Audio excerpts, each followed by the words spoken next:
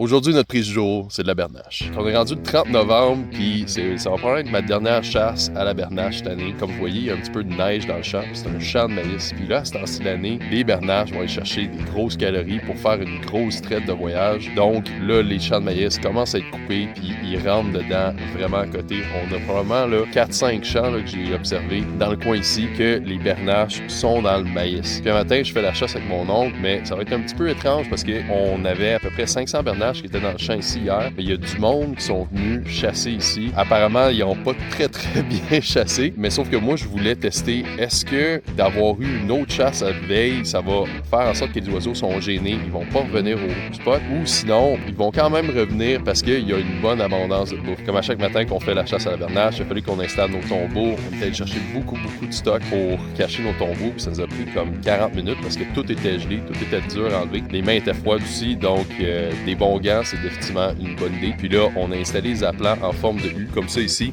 J'ai le vent dans le dos. Au total, on a 60 dive bombs puis 12 coquilles. La raison pourquoi est-ce qu'on installe des coquilles, c'est que là, il fait froid, puis les bernaches, ils vont s'installer, ils vont se coucher sur le sol pour aller fondre la neige pour pouvoir, puis en fait la bouffe même, pour pouvoir la manger après. Puis justement, vu qu'il fait froid, on s'attend que les bernaches, ça prenne un petit peu plus de temps avant qu'ils décollent de la rivière puis que ça revienne ici. Là, le soleil, il est en train de se lever en ce moment même. Il faudra que les bernaches, ça va prendre à peu près une trentaine de minutes avant qu'ils arrivent. Mais c'est pas grave, on a des super belles conversations. On se résume nos saisons de chasse en ce moment. Fait que je vais vous laisser regarder notre chasse. On espère avoir une super belle expérience aujourd'hui. Après ça, on va se retrouver dans la cuisine. Je fais des saucisses de bernache. J'ai bien hâte, c'est la première fois que je fais ça. Donc, ça tourne, let's go.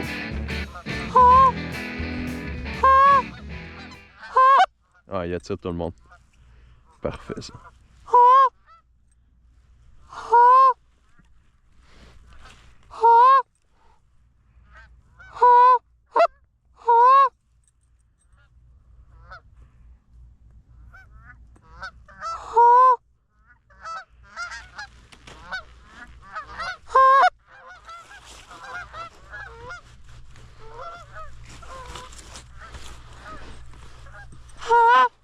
Ouais, sur ce pas-ça, ils vont nous le faire.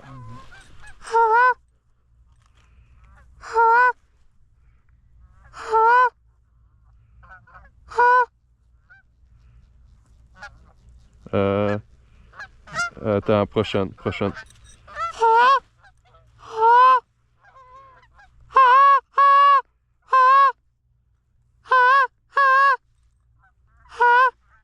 Là, il va falloir les prendre sur celle-là, peu importe ce qui se passe.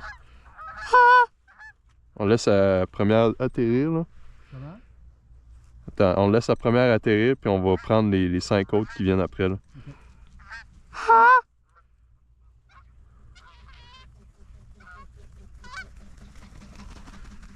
On a 2 d'atterris. Fait que le groupe de 4 à gauche, là. Ok.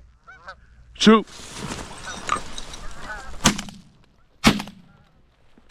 Ah! En as-tu une? Non, toi, t'en as-tu une? Je sais que j'ai eu une. Ok. Couche-toi. Ok, on va aller chercher elle. Oh. Non. On va se calmer.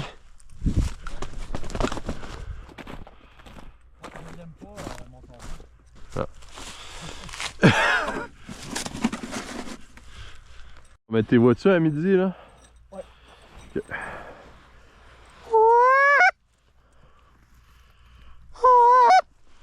Oh, il y en a plus que je pensais, là.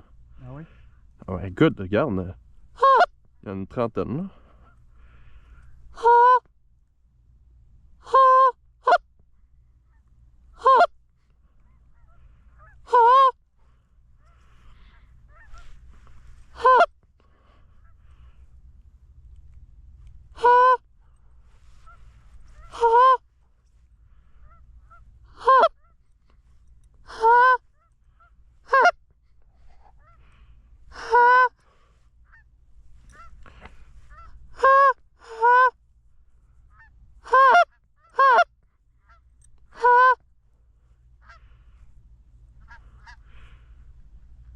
Bon, ouais. Parfait.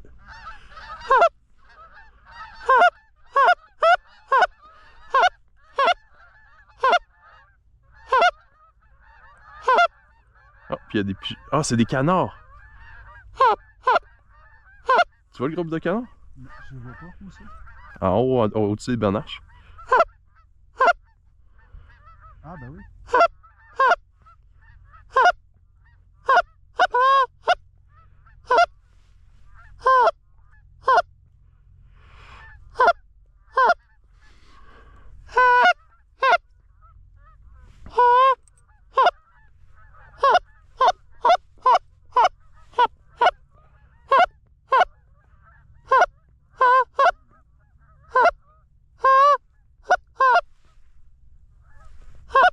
What the fuck? Ben oui, c'est quoi leur problème, là? Comme si c'était fait chasser ici hier. Grosse ligne qui vient. T'es vois-tu? Ah, c'est correct, là. Ils sont juste au-dessus des arbres. Ah. C'est correct, ils sont juste au-dessus des arbres, là. À midi, là, ils viennent tout droit. Ils viennent droit sur nous. Mais ça rentrera pas, là. Il y en a 50, 60. Okay. On va espérer pareil. Oh, il y en a qui break out. Oui. Oh my god.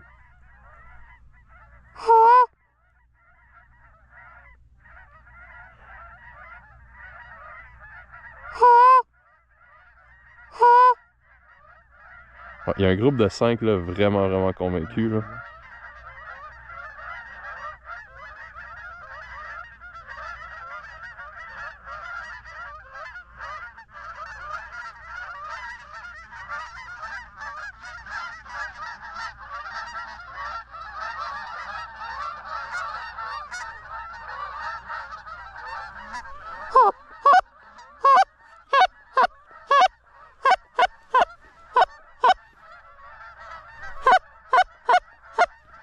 Ah, ça continue à rentrer.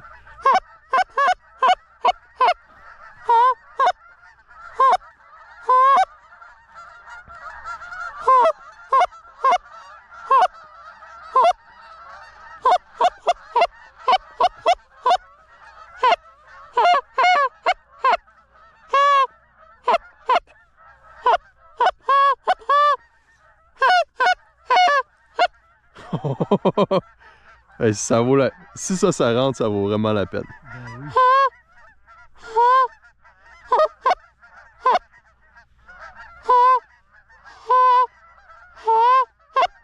On va laisser les 5 travailler un peu. Là.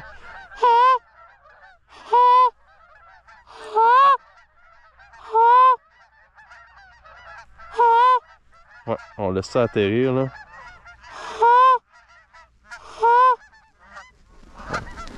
Chaud! Ah, shit. Excuse-moi.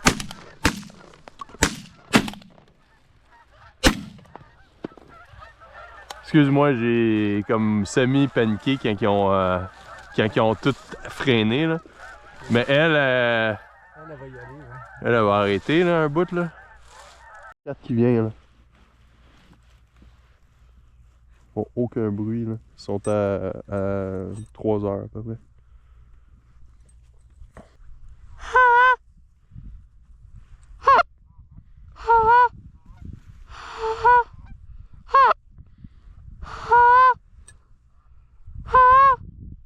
Non, qu'est-ce qu'ils font? On les pogne si ça passe ça? Si tu veux, mais là, ça... Oui, ok. Ah, attends.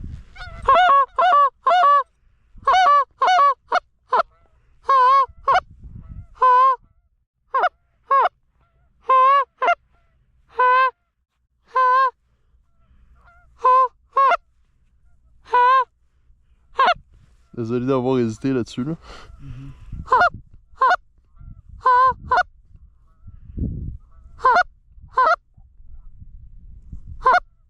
On On a passé vraiment proche d'avoir une super belle chasse. Mais c'est ça, en fin de saison, les bernaches deviennent un petit peu plus méfiantes. Ils se sont fait chasser un petit peu plus. En plus, eux autres, ils volaient à peu près un 3 km avant de se rendre au champ. Donc, ils volaient quand même assez haut. Ils ont le temps de voir les aplats, ils ont le temps de voir les caches, etc. Et en fait, l'erreur qui s'est vraiment passée, c'est que le vent avait tourné un petit peu. On s'attendait que le vent rentre directement de l'ouest. Finalement, il y avait une petite composante sud, peut-être même plus sud-sud-ouest. Mais les bernaches essayaient d'atterrir au-dessus d'un des segments d'aplan. Donc là, les bernaches n'aimaient pas ça, là, atterrir par-dessus d'autres aplans. En tout cas, c'est des choses qui arrivent. Ça termine probablement ma saison. Je suis quand même super content de notre chasse puis d'avoir passé un bon temps avec mon oncle. La recette aujourd'hui, c'est des saucisses italiennes de gibier. Fait que j'ai fait une recette que j'ai trouvée en ligne. Je vais mettre le lien dans la description en bas. J'ai changé un petit peu les quantités. En fond, j'ai fait 50% de gibier, 50% de porc. J'ai aussi mis un petit peu de couenne de porc, là, juste pour rendre le tout un petit peu plus gras. Je vais mettre les ratios là, en bas ici. En gros, c'est pas super compliqué de faire des saucisses. Passez votre viande dans le hachoir une première fois. Ensuite, vous rajoutez un mélange d'épices. Dans mon cas, il y avait du paprika, de l'ail, des graines de fenouil hachées, du sel, etc.